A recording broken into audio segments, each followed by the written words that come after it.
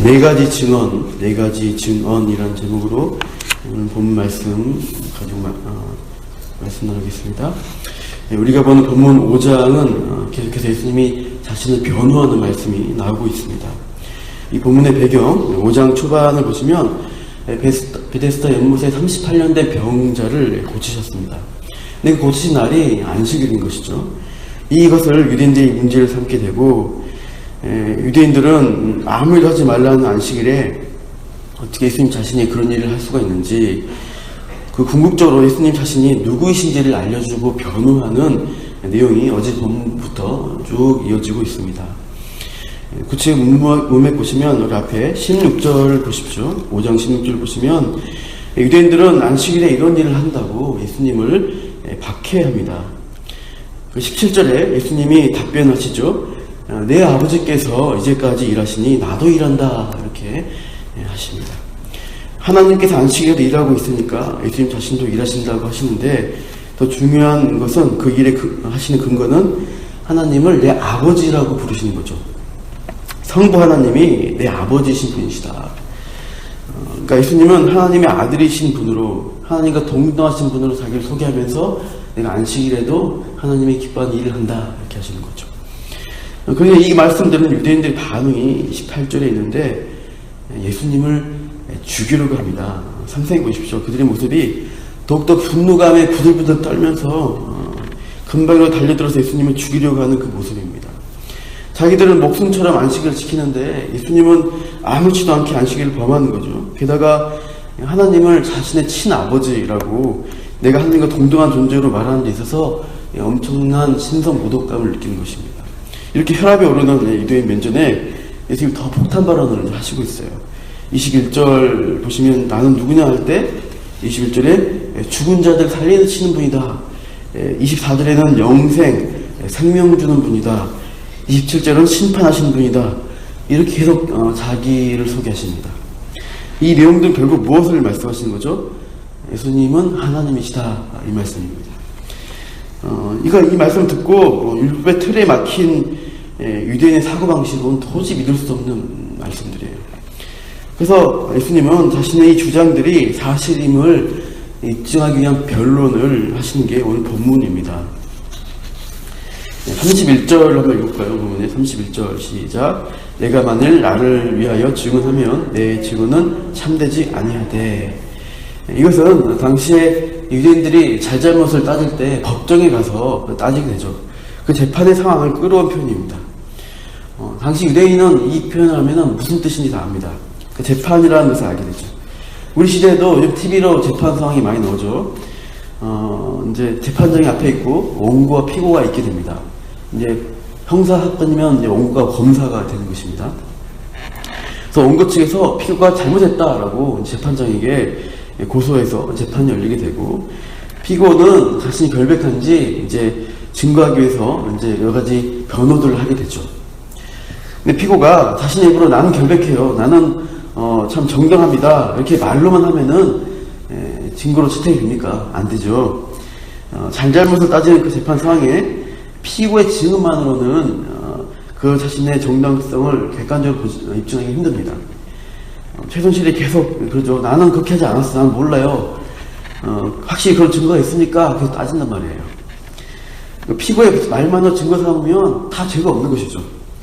피고의 말이 아니라 다른 신뢰할 만한 객관적 증거들, 다른 증언들이 있어야 재판장의 판결에 영향을 미치게 됩니다. 그래서 모세 오경 중에 신명기에 보시면 재판에 대한 말씀이 있습니다. 신명기 19장 15절 제가 읽어드릴게요. 사람의 모든 악에 관하여 또한 모든 죄에 관하여는 한 증인으로만 정할 것이 아니요 두 증인의 입으로나 또는 세 증인의 입으로 그 사건을 확정할 것이며. 그러니까 모세의 율법에 재판에 대한 조항이 있는데, 이 모세의 율법을 천국같이 여기는 유대인들에게 예수님이 하는 거죠. 두세 사람의 증인의 입으로 사건을 입증해서 판결을 내리는 게 옳다는 것이에요. 그래서 예수님도 자신의 입술로 증언하지 않고 다른 사람의 증언을 대겠다는 것입니다.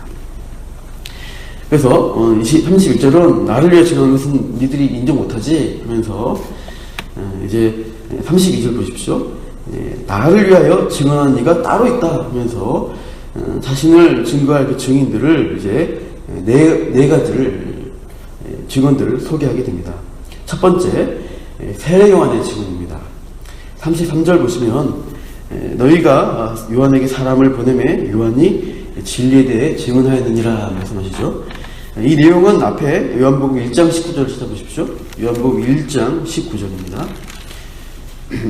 성경을 펴보시면 1장 19절 보시면 거기에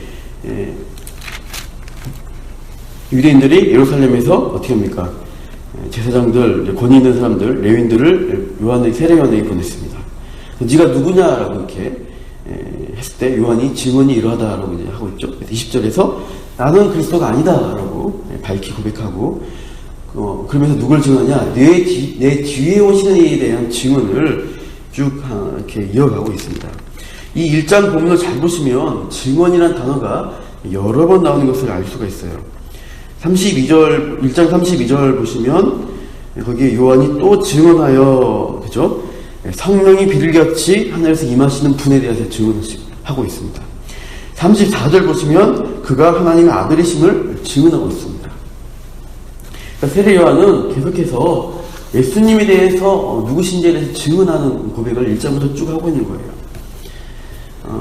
그래서 이 사실을 이미 세례 요한이 너희 유대인들한테 물어보지 않았냐. 그때 세례 요한이 증언한 게 나였다. 예수님은 그렇게 오늘 본문에 5장 33절에서 그 세례 요한의 증언들을 다시 한번 상기시켜주고 있습니다. 그래서 은혜와 진리가 충만한 그 진리신 예수님을 이렇게 증언했는데 다시 본문에 5장 34절 보시면 그런데 정작 예수님은요 사람에게서 증언을 취한 분이 아니라고 자신을 말합니다.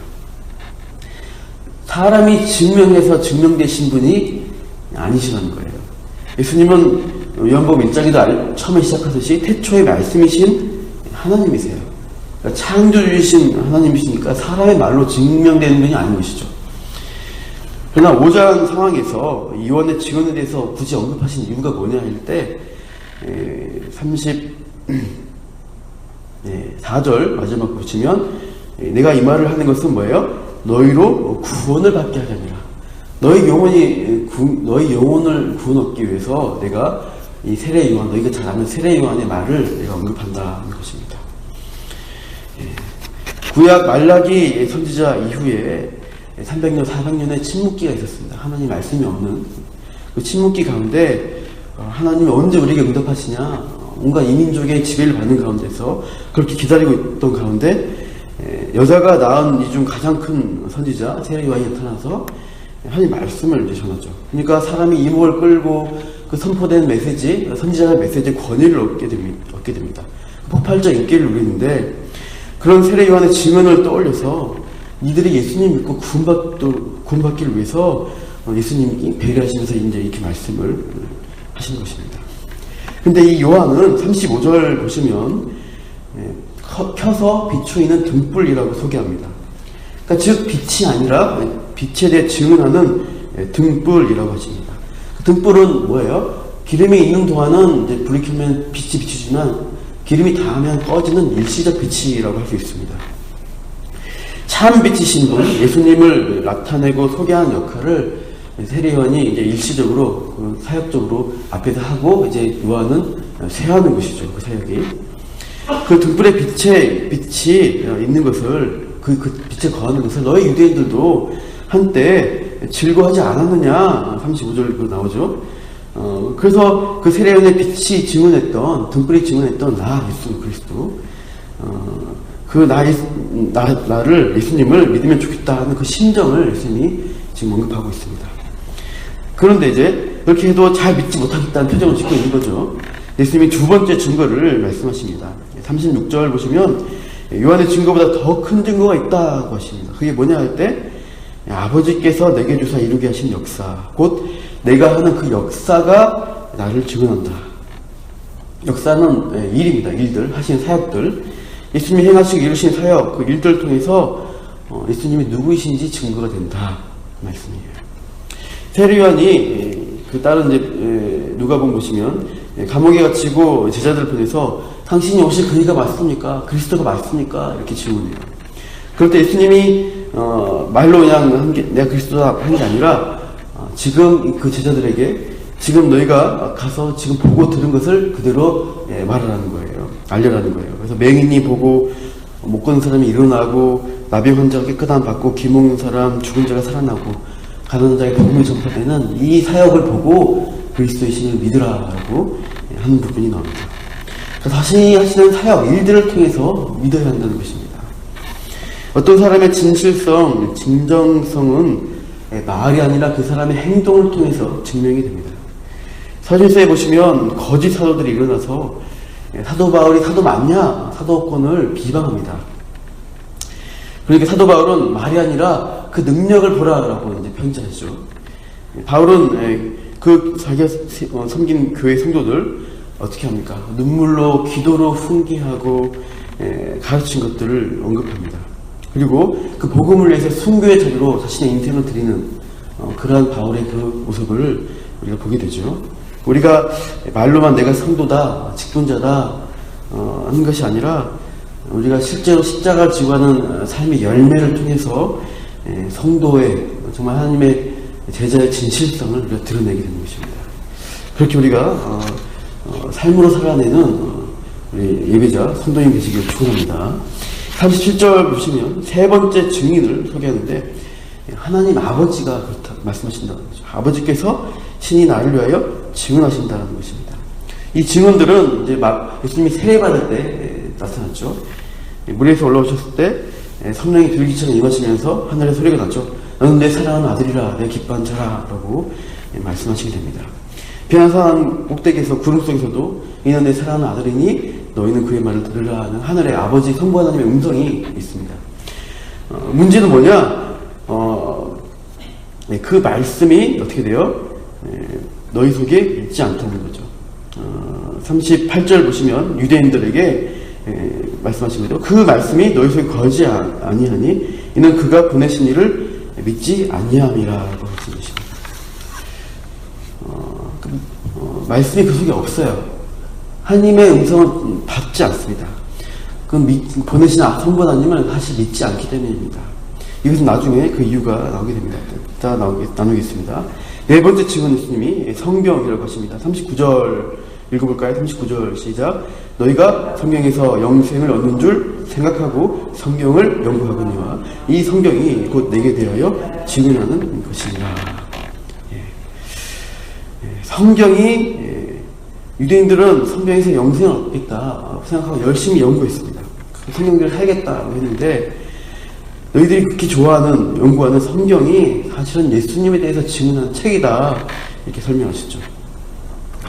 그 구약 성경 율법 이것이 다 영생 주신 예수님에 대한 내용이다. 그러니까 너희들이 율법 조항들을 지켜서 영생 얻겠다는 것이 아니라 구원자신 예수 그리스도 메시아를 믿어서 영생을 얻게 된다라고 가르쳐 주십니다. 근데 지금 말씀 듣고 있는 유대인들은 그 말씀 듣고 깨닫지 못해요. 네 가지 증언이죠. 세례요한이 증거했고 하늘 아버지가 하늘의 음성으로 사랑하는 아들이라고 했고 또 예수님이 하신 일을 통해서 입증되어지는데 또 심지어 너희들이 이렇게 연구하는 성경이 나에 대해서 증거하는데도 도대체 믿질 않아요. 그 이유가 뭡니까? 41절에 44절에 나옵니다. 우리 같이 41절부터 44절을 읽어보시죠. 시작. 나는 사람에게서 영광을 취하지 아니하노라. 다만 하나님을 사랑하는 것이 너희 속에 없음을 알아노라. 난 내 아버지 이름으로 왔음에 너희가 영접하지 아니하나 만일 다른 사람이 자기 이름으로 오면 영접하리라. 너희가 서로 영광을 취하고 유일하신 하나님께로부터 오는 영광은 구하지 아니하니 어찌 나를 믿을 수 있느냐. 44절에 너희가 서로 영광을 취한다는 것입니다. 하나님이 보여주신 영광을 구하지 않고 자신들의 영광, 사람의 영광, 인기를 취하기 때문에 사람의 이름을 높임받는 것, 사람의 명예를 얻는 것, 칭찬 얻는 것 즐거워하기 때문에 정작 눈앞에 하나님이신 예수님이 오셔도 믿지를 못해요. 성경이 증거한데도 그것을 해석을 못해요. 결국 뭐예요? 42절처럼 그 마음속에 정말 하나님을 사랑하는 것이 전혀 없습니다. 겉으로는 사랑한다 하지만 실제로는 자기를 사랑하는 거예요. 자기를 우선숭배하고 있습니다. 하나님 믿는다고 하면서 자신을 높이는 그러한 거짓된 죄악된 삶을 계속해서 살고 있는 거예요. 그러니까 사기꾼 종교인의 상태에 유대인들이 있다는 것입니다. 그래서 45절에서 47절에 마지막에 예수님을 그들이 고발하려고 모세의 율법을 근거로 삼는데, 유대인들이요, 예수님은 이렇게 하시죠. 이들이 그 권위를 세우는 모세가 실상은 너희들을 고발하는 것입니다. 고발한다고 말씀하시죠. 45절에 하나님의 법정에 서게 되면은 실상은 너희들이 고발당할 거야. 너희들이 믿고 의지하는 그 모세의 율법이 너희를 고발하게 될 거야. 그 모세의 율법이 사실은 예수님에 대해서 기록하고 증거하는데, 그 말씀도 믿지 않고 받아들이지 않고 있는, 너희 자신의 배를 하나님 삼고 있는 그 우상숭배, 그것 때문에 너희들이 고발당하고 심판당할 것이야 라고 예수님은 경고하시고 있습니다. 우리가 이 말씀을 보실 때 두려워하십시오. 우리가 성경 말씀을 가지고 말씀을 듣고 교회에서 열심히 이제 우리가 신앙생활 하는데, 이 말씀을 참으로 하나님 말씀으로 받아들이지 않고 그 말씀을 이용해서 내가 하나님 되려고 하고 나를 높이려고 하고 이런 식으로 신앙생활, 종교생활을 하게 되면은 심판 때 서게 됩니다. 이 말씀이 증거대로 우리가 신명기 28장 29절 보시면 저주와 복에 대한 말씀이 나오죠. 그것들이 우리에게 이제 고발하게 되고 심판 때 앞에 우리가 두렵게 서게 될 것입니다. 그래서 우리가 지금 현재 예수님의 증언들을 보면서 참으로 이 성경이 증언하는 진실을 우리가 들여다봐야 합니다. 성경의 증언을 통해서 이 세상의 역사가 어떻게 될 것이냐, 나의 실체는 무엇이냐, 이것을 정확하게 객관적으로 보십시오. 이 타락한 세상에 절망적인 운명, 앞으로 멸망당할 이 종말을 우리가 보셔야 합니다. 나 또한 이 타락한 세상과 다르지 않은 처절한 죄인이다 하는 것을 깨달으셔야 합니다. 그래서 예수님만이 유일한 구원자십니다. 하나님만이 유일한 나를 살리실 수 있는 유일한 분이십니다. 이렇게 고백되어져야지 진짜의 성경들의 반응이 되는 것입니다. 성경의 증언, 성령께서 내 심령에 깨닫게 해주시는 그 진리의 음성에 귀를 기울이시기 바라요. 세상은 계속 거짓말을 합니다. 우리에게 거짓된 약속을 해요. 즐겨 느끼는 거야. 너의 이름을 높여 네 만족을 위해서 살면 돼 라고 사람의 영광을 채우라고 해요. 끊임없이. 유대인들은 속았어요. 그래서 마귀의 음성입니다. 속지 마십시오. 성경의 증언은 우리에게 진실을 말해주고 있고, 우리가 스스로 정결케 될 수도 없고 구원할 수도 없는 자인 것을, 우리가 비참한 존재인 것을 증언하고 있어요. 그 두려움 앞에 나아갈 때 우리가 하나님만 바라보고 예수님만이 우리를 구원할 수 있는 유일한 분이시다 하면서 우리의 죄와 싸우고 사람의 영광을 취하는 우리의 욕망과 싸우는 것입니다. 오늘도 이 말씀의 증언을 통해서 내 욕망이 아니라 성경이 증언하는 대로 예수님, 그분을 사랑하며 그분을 따라 살아가는 참된, 진실하게 그 구원의 길을, 또 열매 맺는 삶을 살아가신 저 여러분 되기를 축원합니다. 기도하겠습니다. 하나님, 오늘 또 본문의 말씀을 통해서 예수님이 누구이신지, 예수님이 무엇을 위해서 오셨는지 또 우리에게도 말씀 주시니 감사합니다. 성경을 사랑하고 성경을 그렇게 연구했던, 또 그 눈앞에 서용신하신 예수님을 앞에 두고도 믿지 않은 유대인처럼 되지 않기를 원합니다. 사람의 영광을 취하고 하나님의 영광을 멀리하면서 자신이 하나님 되려 했던 유대인의 그 죄성 때문에 그 눈이 가려져 있어서 그 영생 주는 그 예수님을 보고도 믿지를 못했습니다. 하나님, 우리가 이 성경의 말씀을 가지고 끊임없이 증언을 듣고 또 신앙생활 하는데, 하나님, 우리가 눈이 가려지지 않기 원합니다. 우리 눈을 열어주셔서 이 말씀에 하는 진리, 진실을 우리 영혼 깊은 곳에 받아들여서 이 말씀대로 살고, 말씀 안에서 우리가 우리 스스로 구원할 것이 아니요 예수 그리스도 안에서 그 성령께서 주시는 그 은혜를 누리며 그것들을 붙들고 살아가는 이 세상과 싸우는 오늘 하루의 삶을, 앞으로 인생을 살도록 함께하여 주시옵소서. 감사하며 이 모든 말씀 예수님 이름으로 기도합니다. 아멘.